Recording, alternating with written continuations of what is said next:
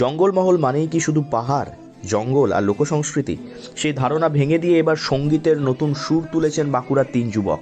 বাঁকুড়ার জঙ্গলমহল এলাকায় বসেই সম্পূর্ণ হাতে তৈরি গিটার ম্যানুফ্যাকচার করে তাক লাগিয়েছেন চঞ্চল রায়, শুভম ব্যানার্জি ও সৌম্যকান্তি। বাঁকুড়ার আর্থসামাজিক বাস্তবতাকে সামনে রেখেই তাদের লক্ষ্য ভালো মানের গিটার তৈরি করা, তাও একদম সাধ্যের মধ্যে। আমাদের প্রফেশন ফার্স্ট অফ অল হচ্ছে মিউজিক।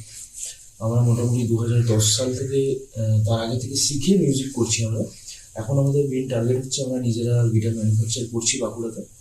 আর গিটার ম্যানুফ্যাকচার করার আমাদের মেন উদ্দেশ্য হচ্ছে, আমরা যখন শিখেছিলাম তখন আমরা দেখেছিলাম যে গিটারের মধ্যে প্রাইস বলুন বা গিটারের কোয়ালিটিতে একটু মানে আনব্যালেন্স ব্যাপারটা ছিল আর কি, বা থাকে, এখনো থাকে সেটা।